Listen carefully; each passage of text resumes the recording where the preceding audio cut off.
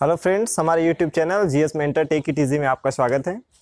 हम economy module पे आगे बढ़ते हैं और जहाँ पे मैंने लास्ट लेक्चर ख़त्म किया था उसके आगे हम कंटिन्यू करते हैं। आई थिंक मैंने आपको बताया था कि एमसीएलआर के बारे में, और एमसीएलआर से रिलेटेड जो इशूज़ थे उसमें मैंने ये बताया था कि जब आरबीआई अपने पॉलिसी रेट में कटौती करता है, कमी करता है, तो उसका लाभ इंटरेस्ट रेट में कटौती के रूप में कॉमर्शियल बैंक्स क्यों नहीं कर पाए थे। उसमें उन्होंने एमसीएलआर में जो जो प्रॉब्लम्स हैं उन्होंने प्रॉब्लम्स हमने आपको एक्सप्लेन की थी। आज हम थोड़ा, जैसा मैंने आपसे प्रॉमिस किया था कि क्यों सेंट्रल बैंक किसी भी कंट्री का और उस कंट्री के जो फेडरल गवर्नमेंट होती है, सेंट्रल गवर्नमेंट होती है, जैसे आपने इंडिया के पॉइंट ऑफ व्यू से देखें तो हमारी गवर्नमेंट ऑफ इंडिया और आरबीआई के बीच हमेशा एक टसल रहेगी, और ये कमोबेश दुनिया में हर जगह यही चीज़ पाई जाएगी। उसका रीज़न क्या होता है? उसका देखो, रीज़न ये होता है कि जो आरबीआई होता है उसके मैंने आपको 3 काम बताए थे। उसमें से एक काम क्या था? इन्फ्लेशन कंट्रोल, है ना।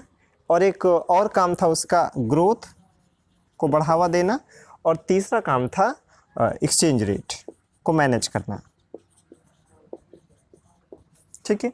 लेकिन जो सबसे ज़्यादा तवज्जो जिस पे सेंट्रल गवर्नमेंट देता है किसी भी कंट्री का, अपने इंडिया में आरबीआई, वो है आपका इन्फ्लेशन कंट्रोल।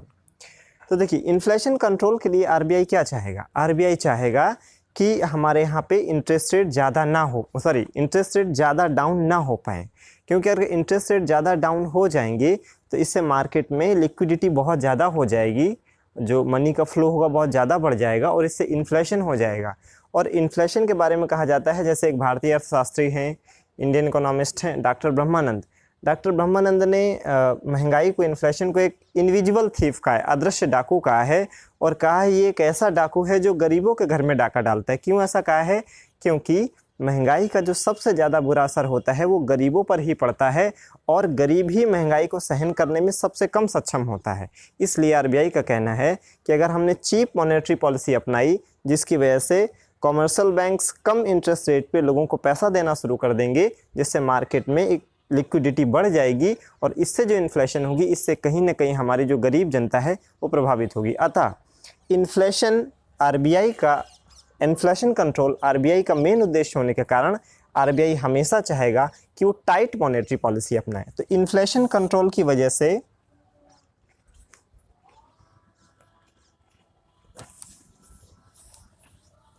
तो हमने ये देखा है ना कि इन्फ्लेशन कंट्रोल के लिए आरबीआई क्या करेगा? RBI will apply tight monetary policy.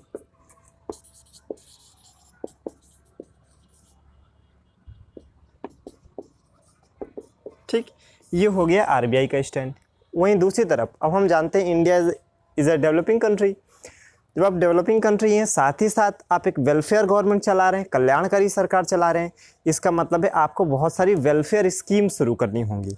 तो इंडिया, देखो, being a developing country,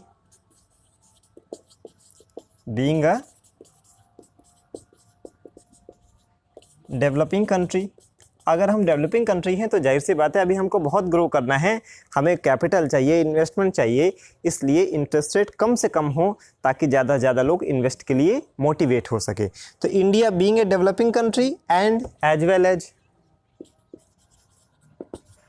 being a welfare government, अगर इन दोनों चीज़ों को देखें तो ये दोनों ऑब्जेक्टिव तभी फुलफिल हो सकते हैं जब मॉनेटरी पॉलिसी कैसी हो? चीप मॉनेटरी पॉलिसी हो। तो हम क्या देख रहे हैं? गवर्नमेंट ऑफ इंडिया होता है, उसके ये 2 मेन ऑब्जेक्टिव हैं, और आरबीआई का ये मेन ऑब्जेक्टिव है इन्फ्लेशन कंट्रोल। तो क्या देखोगे कि दोनों के ऑब्जेक्टिव्स में कहीं ना कहीं कंट्राडिक्शन आ जाएगा। इसलिए ये बिल्कुल नेचुरल हो जाता है कि किसी भी कंट्री का जो सेंट्रल बैंक होगा और वहाँ की जो सेंट्रल गवर्नमेंट होगी, उसके बीच टसल होना एक बहुत ही स्वाभाविक प्रक्रिया है। एक स्टूडेंट होने के नाते हमें राजनीतिक नज़रिए से इसको ना देख के कि ये रघुराम राजन वर्सेस मोदी हो गया है, जेटली हो गया है, ऐसा कुछ नहीं है। जब पी चिदम्बरम वित्त मंत्री थे तो उनके समय में कई आरबीआई गवर्नर ऐसे हुए जिनसे कभी पी चिदम्बरम ने बात ही नहीं की। ये तो छोड़िए कि मतलब मतभेद हो जाना एक अलग बात है। तो अगर ऐसे आप एग्जाम्पल ढूंढेंगे तो हर सरकार में मिलेंगे, तो हमें स्टूडेंट होने के नाते उस पर नहीं पढ़ना। मेन तथ्य क्या है, दोनों के ऑब्जेक्टिव्स अलग अलग होते हैं, इसलिए उनकी पॉलिसी का जो ओरिएंटेशन होगा वो भी स्वाभाविक सी बात है कि उनके ऑब्जेक्टिव्स के अकॉर्डिंग ही होगा, उससे अलाइन होगा। यहाँ पे आरबीआई टाइट मॉनेटरी पॉलिसी अपनाएगा और यहाँ पे गवर्नमेंट ऑफ इंडिया चाहेगी कि आरबीआई चीप मॉनेटरी पॉलिसी अपनाए, इसलिए दोनों का कॉन्फ्लिक्ट होना स्वाभाविक है। अच्छा, आरबीआई दूसरा तर्क देता है कि अगर गवर्नमेंट ऑफ इंडिया ये कहती है कि चीप मॉनेटरी पॉलिसी अपनाइए जिससे मार्केट में लिक्विडिटी का फ्लो बढ़ेगा, जिससे फिर प्रोडक्शन बढ़ेगा, डिमांड क्रिएट होगी और लोगों को रोजगार मिलेगा। आरबीआई का कहना है कि इंटरेस्ट रेट में कटौती होने से जो प्रोडक्शन बढ़ता है एक्चुअली ये शॉर्ट टर्म के लिए होता है। उसका रीज़न क्या है कि जैसे ही इंटरेस्ट रेट में कटौती होती है इन्फ्लेशन बढ़ जाता है, इन्फ्लेशन को सहन करने की क्षमता गरीब लोगों में कम होती है।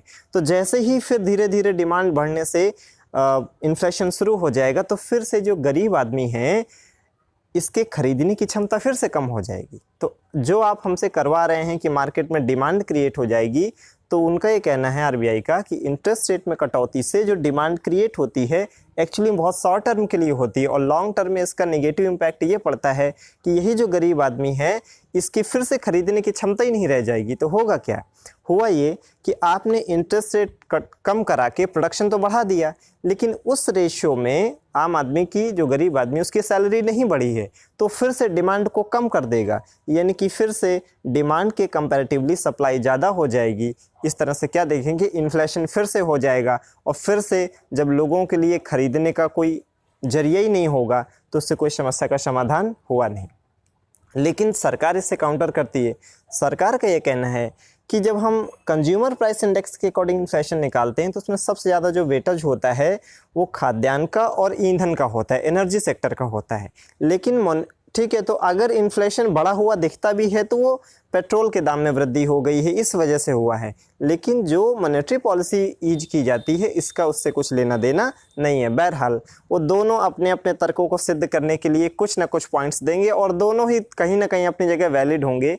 लेकिन मेन जो जरिया है झगड़े का वो आप समझ चुके हैं कि एक तरफ ग्रोथ चाहती है सरकार, ठीक है, चूँकि हम डेवलपिंग कंट्री हैं इसलिए चीप मॉनेटरी पॉलिसी, आरबीआई का मेन फोकस है इन्फ्लेशन कंट्रोल इसलिए टाइट मॉनेटरी पॉलिसी, इसलिए दोनों में द्वंद्व होना एकदम स्वाभाविक हो जाता है।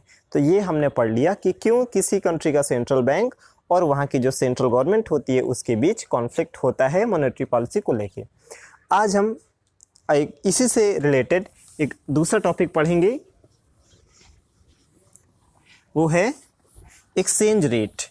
कि मैंने आपको बताया था कि हमारे आरबीआई की 3 मेन फंक्शन है, उसमें से एक है आपका इन्फ्लेशन कंट्रोल, दूसरा है आपका ग्रोथ और तीसरा क्या है, एक्सचेंज रेट।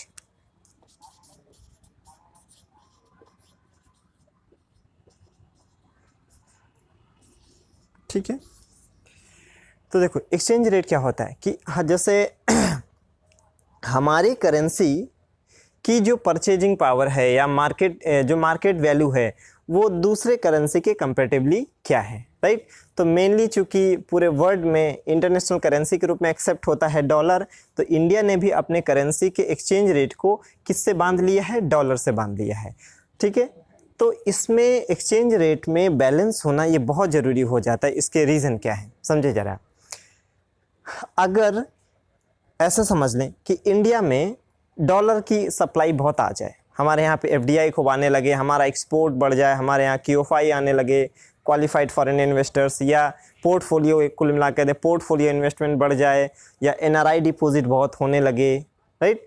तो इस तरह से अगर हमारे कंट्री में बहुत ज़्यादा डॉलर आने लगेगा तो होगा क्या, जो डिमांड एंड सप्लाई का सिंपल इक्वेशन है वो क्या कहता है, किसी चीज़ की सप्लाई बढ़ने से उसकी वैल्यू क्या हो जाती है, डाउन हो जाती है। तो देखें अगर हमारे करेंसी में अगर डॉलर की सप्लाई बढ़ रही है,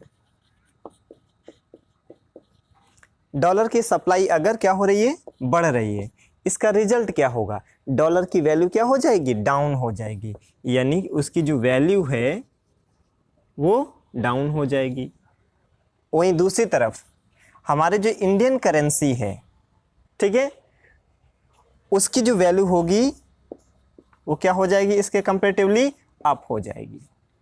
तो अगर हमारे कंट्री में ज़्यादा डॉलर आ रहा है, और कैसे आ सकता है, अगर हम एक्सपोर्ट करेंगे तो आ सकता है, हमारे यहाँ एफडीआई ज़्यादा आने लगे तो हो सकता है हमारे यहाँ पे क्यूएफआई पोर्टफोलियो इन्वेस्टमेंट बढ़ जाए। पोर्टफोलियो इन्वेस्टमेंट में दो तरह के इन्वेस्टमेंट होते हैं। पोर्टफोलियो इन्वेस्टमेंट का मतलब होता है, अभी मैं इसमें लिख दूंगा कैसे कैसे आता है, एनीवे इतना समझ लें, डॉलर ज़्यादा आने से डॉलर की सप्लाई बढ़ी है, किसी चीज़ की सप्लाई बढ़ने से उसकी वैल्यू क्या होती है, डाउन हो जाती है। तो डॉलर की वैल्यू डाउन हुई है, इसका मतलब हमारी जो इंडियन करेंसी होगी वो क्या हो जाएगी, अप हो जाएगी। इसका उल्टा भी सही है, जैसे हमारे कंट्री से जो डॉलर है वो बाहर जाने लगे, कम होने लगे, तो उस कंडीशन में क्या होगा कि जब हमारे कंट्री से डॉलर की जो सप्लाई होगी वो कम हो जाएगी।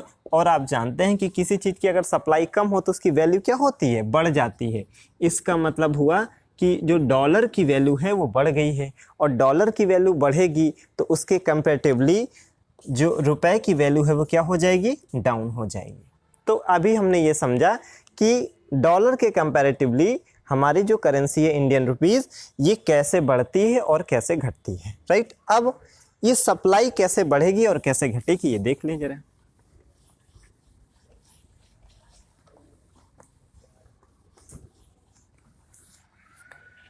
ठीक है,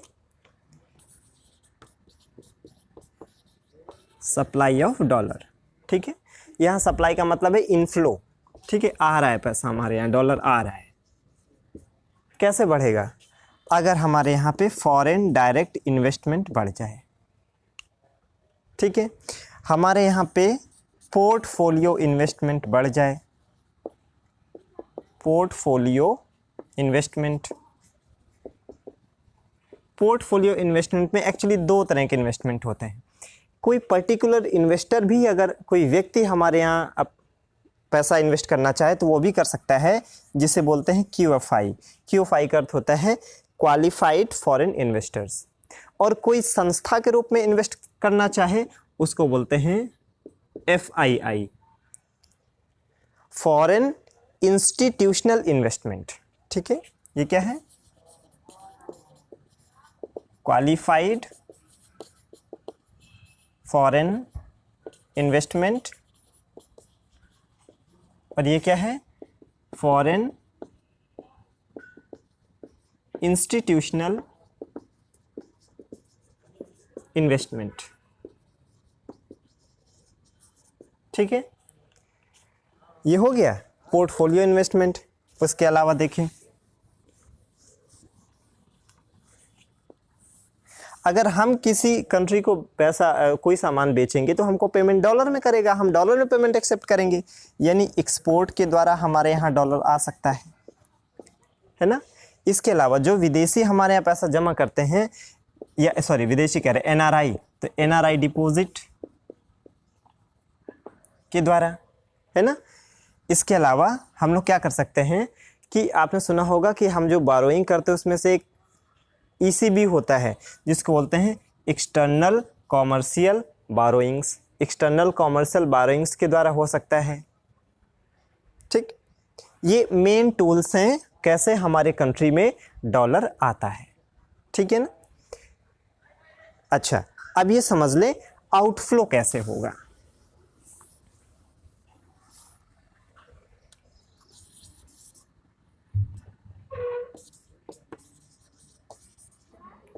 आउटफ्लो ऑफ द डॉलर, अब देखो कैसे हमारे कंट्री से बाहर जाएगा। तो अगर हम इंपोर्ट करते हैं तो हम डॉलर में पेमेंट करेंगे, डॉलर हमारे यहाँ से चला जाएगा, ठीक है। दूसरा,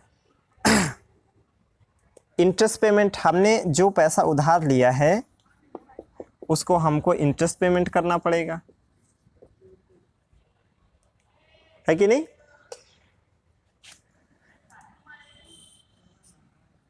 एंड आउटफ्लो के जो मेन रीज़न है वो ये है, इंपोर्ट और इंटरेस्ट पेमेंट, या फिर इन्वेस्टमेंट बाय इंडियंस